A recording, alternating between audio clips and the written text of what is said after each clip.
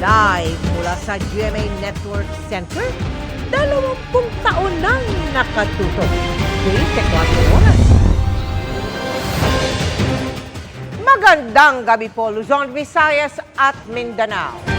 3 impeachment complaint na ang nakahain laban kay Vice President Sara Duterte. Bukod sa umano'y maling paggamit ng confidential funds, binanggit sa pinakabagong reklamo ang umano'y panunuhol niya sa mga DepEd official. Nakatutok si Tina Panganiban Perez.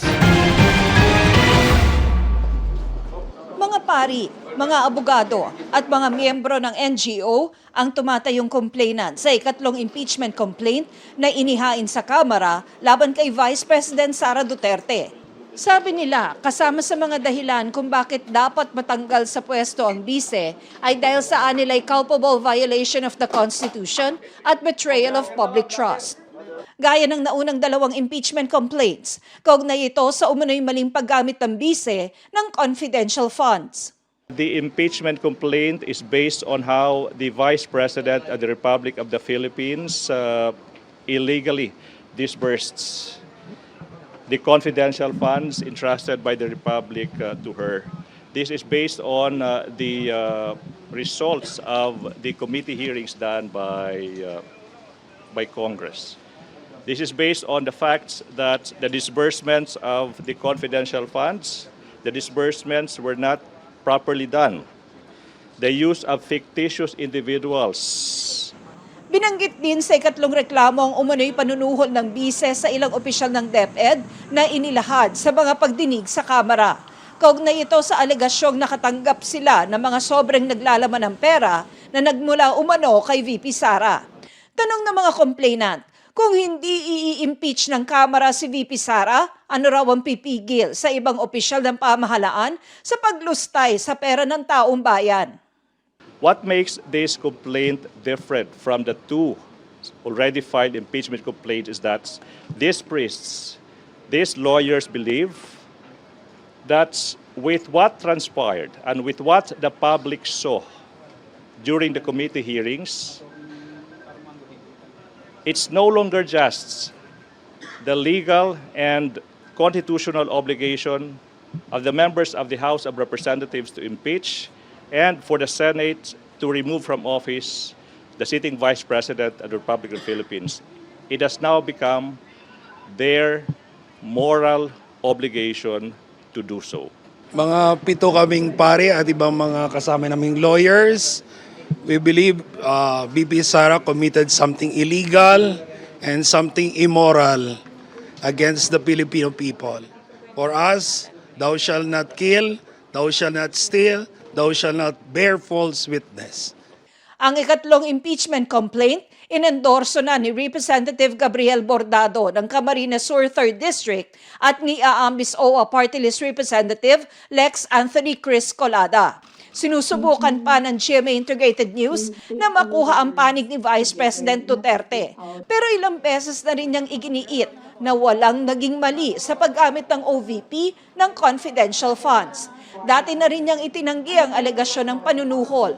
Tinawag pa niyang isang disgruntled employee ng DepEd ang isa sa mga nag-aakusa nito sa kanya. Ayon kay House Secretary General Reginald Velasco, hindi pa niya natatransmit ang naunang 2 impeachment complaints sa Office of the Speaker. At gaya ng naunang 2 impeachment complaints, ang ikatlong reklamo ay ire-review ng Legal Department ng Kamara. Para sa GMA Integrated News, Tina Panganiban Perez, nakatutok, 24 oras. Walang takas sa mga pulis kahit pa lumangoy sa ilog ng Marikina ang suspect na pinaghahanap dahil sa iba't ibang kaso.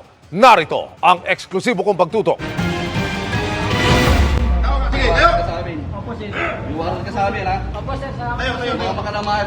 Tayo. Nilangoy ng lalaking ito ang Marikina River. Pero pagdating sa kabilang dako, nabalahaw siya sa tambak ng mga water lily at dito na siya naabutan ng mga humakabol ng mga pulis.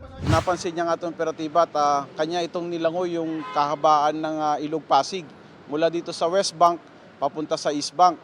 Hinuli ng Pasig Pulis ang lalaking ito sa bisa ng arrest warrant dahil sa sangkaterbang kaso. Nakasampa rito sa aming impilan ng mga kasong robbery, illegal possession of drugs and carnapping. Ayon sa pulisya, sakit na raw ng ulo ang suspect dahil sa umano'y mga kasong kinasasangkutan nito. Kaya nang makita ang suspect sa boundary ng Pasig at Cainta, inulan na raw ng sumbong ang Pasig Police. Ang ating mamamayan ay nagbigay sila ng information sa amin at matagal na rin namin itong hinahanap dahil sa mga kanyang kaso na kinasasangkutan. Ayaw ng suspect na magbigay ng komento. Para sa GMA Integrated News, Emil Sumangil, nakatutok, 24 oras. Ipinaubaya na ni Pangulong Bongbong Marcos sa Justice Department ang rekomendasyon ng House Quad Committee na sampahan ng reklamong crimes against humanity si dating Pangulong Rodrigo Duterte at iba pang personalidad. Wala pang pahayag si Duterte pero si Senator Bongo nagtataka sa pagkakasama sa reklamo habang si Senator Bato de la Rosa demolition job ang nakikitang motibo. Nakatutok si Salima Refran. Kay Pangulong Bongbong Marcos na nanggaling, nasa Department of Justice na ang bola sa usapin ng rekomendasyon ng House Quad Committee report na paharapin sa crimes against humanity si dating Pangulong Rodrigo Duterte, Senador Bongo, Senador Ronald Bato de la Rosa, ilang dating PNP chief at iba pang personalidad kaugnay ng drug war. The DOJ will look at it and see if there are it is time to file cases, what cases to file, how to produce the evidence that we will need to actually build a case. Kailangan pa i-assess na mabuti kung ano yung maaring maging kaso, kung tama ba yung direksyon ng rekomendasyon ng committees from the House. Bagamat hindi pa natatanggap ang opisyal na report ng Kamara, iko-consolidate raw ito ng DOJ sa gumugulong ng investigasyon ng Task Force EJK ng Kagawaran. Iimbitahan din ng DOJ ang mga humarap sa Quadcom para gawing formal ang kanilang affidavit ng kanilang mga pahayag sa Kamara. At posibleng kasama na dyan si Duterte. We will look into that possibility. But as of now, there are already admissions on record made by the former president. And that is evidence that is admissible because these are all under oath and in a public proceeding. Paglilinaw ng DOJ, kahit dating Pangulo, pwedeng paharapin sa reklamo. Past presidents are no longer immune from suit. Only the sitting president is immune from any legal suit during his term. Kinukuha pa ng GMA Integrated News ang panig ni dating Pangulong Duterte. Pero si Senador Go, na naging Special Assistant to the President, pinauubayan na lang sa korte ang reklamo laban sa kanya. Nagtataka raw si Go na tila lahat ng nabanggit sa mga hearing, kahit na raw hearsay at walang katibayan, idinamay ng Quadcom sa reklamo. Si De La Rosa, na naging unang PNP chief ni Duterte, sinabing inasahan na raw niya ito at haharapin na lang ang reklamo kapag inihain na sa DOJ. Tila raw ginagawa ang lahat para i-demolish raw ang mga Duterte at kanilang mga kaalyado, lalo na raw sila ni Senator Go para sa eleksyon 2025. Pag-aaralan pa raw ng DOJ ang epekto ng gagawing case build-up sa gumugulong ng investigasyon ng ICC. Sinisikap din ng GMA Integrated News sa makuhang pahayag ng iba pang inirekomendang kasuhan ng House Quad Committee. Para sa GMA Integrated News, Salima Refran, nakatutok, 24 oras. Pinulabog ng tensyon ang bahagi ng Sampaloc, Maynila dahil sa rambulan ng ilang kabatahan. Bato at molotov ang pinaulan ng ilang sangkot na galing pa umano sa simbang gabi. Ang nahulikam na gulo sa pagtutok ni Jomera Presto. Akalain mong naglalaro lang ang mga kabataang ito sa bahagi ng Lacson Avenue sa Sampaloc, Maynila. Pero biglang naghagis ng molotov ang isa sa kanila. Hanggang gumanti na rin ang iba pa. Ayon sa barangay, aabot sa 20 kabataan ang sangkot sa riot. Lahat daw sila mga dayo lang sa lugar. Yung riot gang war, yun ang assessment namin sa kanila. Mga bata, minor, 8, 9, 10, 11, 12. Yung iba kasi galing sa simbang gabi. Wala namang nasaktan sa nangyari, ngunit ilang sasakyan ang tinamaan ng mga bato. Humingi naman umano ng paumanhin sa barangay ang magulang ng ilang kabataan. Kaya lang, ang magulang pong ito ay sinasabi na dali na lang sa kulungan yung kanyang anak, hulihin, di ba? At wala din daw po sila ibabayad. Doon sa damage na nagawa sa sasakyan ng aming kabarangay. Ang senior citizen naman na si Mang Albert ang madalas daw naglilinis ng mga bubog na naiiwan tuwing nagkakaroon ng riot. Gaano kadalas nagkakaroon ng riot dito? Araw-araw po yan. Hindi ako palipas ang araw. Minsan alas 3 ng hapon, minsan labas ng gabi, alas 4 ng araw. Ayon sa barangay, may mga pulis sa tauhan naman nila na nagbabantay sa lugar pero tsumetsyempo ang mga kabataan kapag wala na ang mga nakabantay dito. Ayon naman sa Manila Police District, agad naman silang rumesponde noong mabalitaan ang nangyari. Ang ginawa ng pamunuan ng Manila Police District, yan yung dalawang istasyon natin. Naglagay na tayo dyan ng mga pulis natin na magbabantay.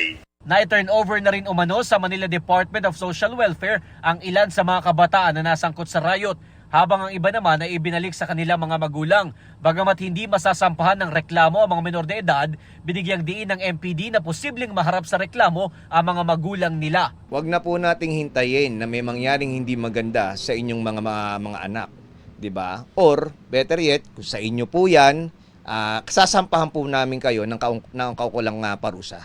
Para sa GMA Integrated News, Jomer Apresto, nakatutok 24 oras. Dahil sa mga napunang isiningit na probisyon at ilang proyekto, susuriin muna ng Pangulo ang panukalang 2025 National Budget imbes na ituloy ang planong paglagda rito bukas. Gayunman, tiniyak niyang aaprubahan ang budget bago magbagong taon. Nakatutok si Ian Cruz. Sa mabusising review na ginagawa ng Pangulo at ilang miyembro ng gabinete sa 2025 National Budget, napansin daw ng Pangulo ang mga isiningit na probisyon sa mahigit 6 na trilyong pisong budget sa susunod na taon. Yung insertion na ginawa ay hindi naman kasama yun sa budget request.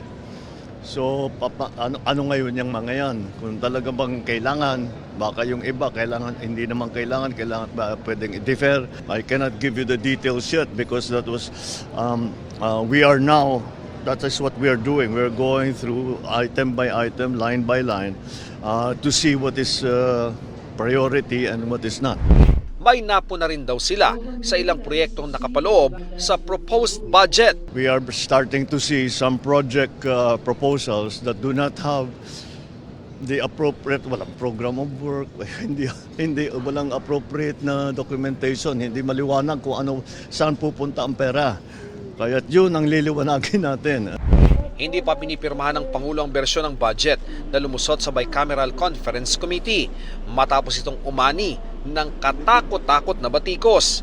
Kabilang sa pinupuna ang pagbalik ng kontrobersyal na ayuda sa Kaposang Kita Program o AKAP, ang zero subsidy sa Philippine Health Insurance Corporation o PhilHealth, pati na ang paglobo ng budget ng Department of Public Works and Highways o DPWH sa 1.1 trillion pesos kahit nakasaad sa konstitusyon na edukasyon dapat ang may pinakamataas na prioridad sa budget.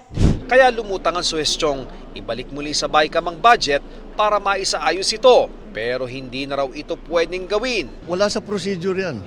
There is no procedure to return it to the BICAM. It's finished in Congress. Tapos na. It's up to us now to look at the items and to see what are appropriate, what are relevant, and what are the priorities. Ayon sa Pangulo, hindi maiiwasang mag-veto siya sa ilang probisyon ng panukalang 2025 national budget para maging akma sa prioridad ng gobyerno ang magiging budget sa susunod na taon. Maraming nagbago from the budget request from the different departments. And we have to put it back in the same shape that we had first requested. So unfortunately, we are only left now. I am only left now with the veto power. Now it's up to us on how we regain control of the spending program. Bukas sa sana nakatakda ang pagpirma ng Pangulo sa General Appropriations Act of 2025. Pero kailangan pa raw ng oras para sa kanilang review. Gayunman, tiniyak ng Pangulo na malalagdaan ng budget bago sumapit ang bagong taon. Pagdating naman sa isyu ng kawalan ng subsidy ng PhilHealth sa national budget, tiniyak ng Pangulo walang dapat ipangamba ang publiko. Ito ang guarantee ko. Napakasimple lang ang guarantee ko. Kahit may subsidy, kahit walang subsidy, kahit anong contribution, all of these issues, hindi mababawasan ang serbisyo ng PhilHealth. Nasa Villamor Air Base kanina si Pangulong Bongbong Marcos para sa change of command at retirement ceremony ng Philippine Air Force, kung saan pinalitan ni Lieutenant General Arthur Cordura ang nagretirong si Lieutenant General Stephen Pareño bilang commanding general ng Air Force. Naghahanda na rin daw ang Pangulo sa pagdiriwang ng Kapaskuhan na planong magpunta sa Baguio at Ilocos. Para sa GMA Integrated News, Ian Cruz sa Katutok, 24 oras. Pataas ang presyo ng ilang pangunahing bilihin ngayong papalapit ang Noche Buena. Kabilang dyan ang bigas sa ilang pamilihan na bistadong sobra umano ang patong sa presyo. Nakatutok si Maki Pulido. Tila ang tanong ngayon sa pagpasok sa mga pamilihan, ano pa ba ang mura? Unahin natin ang bigas na nang mag-joint inspection ng DTI at DA sa pamilihan sa Guadalupe, Makati, mahal na nga, sobra pa raw ang patong kaya mukhang kaso ng profiteering. Yung nakita nilang 62 pesos per kilo na bigas, dapat daw 47 to 49 lang. 42 lang ang landed niya eh.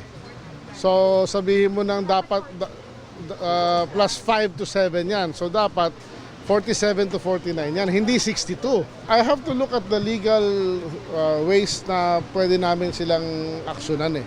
Maliban sa bigas, 10 pisong itinaas sa kada kilo ng baboy. Dahil daw yan sa African swine fever, sabi ng DA. 50 pesos ang itinaas ng kada kilo ng isdang huli sa dagat. Closed fishing season daw kasi, sabi ng DA. 20 pesos ang itinaas ng manok. Pasko raw kasi, sabi ng DA. Yan din ang binigay na dahilan sa pagtaas ng ilang gulay tulad ng kamatis na nasa 200 pesos per kilo na. Ang masaklap, sabi ng isang tindera ng isda, baka magmahal pa. 20 or 10 pesos, ganun lang po siguro. Nadagdag pa. Nadagdag pa. Malapit ng Noche Buena. Sa ganitong presyo, ano na ang ginagawa ng mamimili? Paisa-isa na lang, isang tali. Halos kalahati ng mga Noche Buena items nagtaas din ng presyo pero di raw hihigit sa 5%. There's no price increase until the end of the year. Yan yung pinag-usapan with the manufacturers. Sa taas ng presyo ng pagkain, sabi ni Lilet, ang dati ng simpleng Noche Buena, mas sisimple pa. Babawasan mo na lang talaga ang paghahanda. Kung dati talagang maramihan ka maghanda, konti na lang, pero yung paunti-unti na kasi, 1 kilo, 1 kilong spaghetti, kalahatiin mo na lang. At least meron pa rin na kahit paanong handa. Para sa GMA Integrated News, Maki Pulido, Nakatutok, 24 oras. Dagsana mga pasahero sa mga terminal ng bus, kaya nagkakaubusan na ng ticket sa ilang biyahe. Sa PITX ngayong araw pa lang, posible na raw umabot ng hanggang 70,000 ang bilang ng mga pasahero. Kamustahin natin ang pinakahuling sitwasyon sa live na pagtutok ni Oscar Coida. Oscar? Yes, Mel, nagsimula na ngang bumiyahe ang mga kababayan nating magpapasko sa kani-kanilang mga probinsya.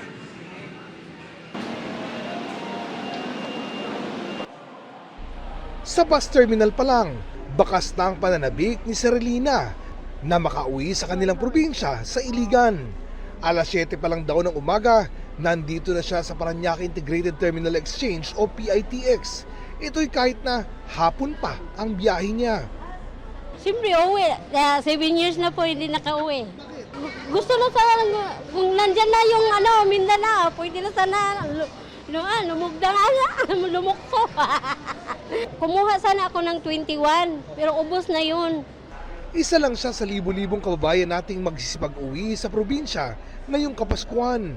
Ayon sa PITX, sa araw na ito, posibleng umabot na hanggang 90,000 ang kanilang mga pasahero. Pero simula bukas, December 20, posible daw umabot ito hanggang 150,000 kada araw. Sa dami ng pasahero, nagkakaubusan na nga ng masasakyang air-conditioned bus dito sa PITX, lalo na yung mga biyaheng pabikol, partikular sa mga biyahe mula December 20 hanggang December 31. Pero may mga ordinary bus pa namang available na maya't maya ay bumabiyahe. Sa mga bus terminal naman sa may EDSA Cubao, halos fully booked na rin ang mga biyahe papuntang Bicol. Yung biyahe namang panorte, nagkakaubusan na rin ng tiket. Maswerte na kung makaka-chance passenger. Isa sa mga pinalad makatsamba ng mauupuan ay ang 65 anyos na si Tatang Florencio. Uwing-uwi na raw siya ng Dait Camarines Norte para makapiling ang kanyang pamilya ngayong Pasko. Yun nga lang, kapos daw ang kanyang pamasahe. Punta ko doon sa kapatid ko sa Mindoro, ay hindi ko na rin nahinga ng tulong gawa na stroke na. Pero siniswerte pa rin talaga si Tatang. Akalain yung may isang nag-alas santa at sinagot na ang kanyang pamasahe. Nakita ko lang po siya sa bus eh. Basta sabi ko lang po, tutulungan ko kayo makauwi at bibigyan ko kayo ng pamasahe. Bukas hanggang sa Linggo ang inaasahang pagdagsa sa mga bus terminal ng mga magsisipag-uwi sa kani-kanilang lugar ngayong Pasko. Samantala, Mel, inaabisuhan ng Land Transportation Office o LTO ang mga motorista nating babiyahe mula Manila to Bicol na asahan na raw ang matinding pagbabagal sa daloy ng trapiko sa may Andaya Highway sa may Lupi, Camarines Sur. Isang lane lang daw kasi ang passable sa lugar dahil ilang bahagi daw niyan ay ng kalsada ay nawasak due to soil erosion bunsod ng mga nagdaang malalakas na pag-ulan. Mel? Maraming salamat sa iyo, Oscar Oida. Happy Thursday, chikahan mga kapuso! Hindi lang actingan on-cam ang gustong ma-experience ng ilang Sparkle Stars, kundi pati ang proseso ng pagbuo ng script na kanilang binibitawan. Ibinahagi rin nila ang Christmas wish hindi para sa sarili, kundi para sa ibang tao naman. Makichika kay Aubrey Carampel. Mismong si National Artist for Film and Broadcast Arts Ricky Lee at GMA Network Creative Director Aloy Adlawan ang nagbahagi ng kanilang kaalaman sa script writing sa isinagawang Script Analysis Masterclass para sa Sparkle Artists. Para kay Isabel Ortega, malaking bagay daw ang ganitong klase ng masterclass dahil magagamit daw nila ito sa kanilang ongoing and upcoming shows. Hindi lang yun sa paggaganap mo bilang isang actress, pero ang dami ring factors na mas makakatulong sa pag-intindi namin sa role namin. Pag natututo rin kami kung ano yung process ng pagsusulat ng isang story. Magagamit din daw ni Michael Sager ang mga bagong natutunan sa upcoming Kapuso serye na may Ilongga Girl kung saan makakatambal niya si Jillian Ward. As an actor, siguro nakatulong po sa akin is the fact that we get to see how important it is to connect with one another, lalo na sa mga directors natin, para hindi lang tayo mag-isa, teamwork pa din siya. At dahil 7 days to go na lang, Pasko na. Tinanong na rin namin ang ilang Sparkle Stars kung bibigyan sila ng pagkakataong humiling para sa ibang tao naman ngayong Pasko, ano at para kanino ang kanilang Christmas wish. Siyempre, for Miguel na lang. Bakit for Miguel? Anong hihilingin mo para kay Miguel? Ang hinihiling ko kay Miguel is of course success sa career niya and of course good health din. Para naman sa kanyang Ilongga Girl Jillian Ward, ang wish ni Michael Sager, I wish that she has good people surrounding her, giving her good energy and making sure she's happy all the time. habang si Zonia Mejia na gumaganap as Trixie sa Lilet Matias Attorney at Law. Si Papa kasi nandyan siya lagi, lahat ng sacrifices ginawa niya for our family. So gusto ko naman ngayong Pasko is maging masaya lang siya, wala siyang isipin, maging masaya lang siya.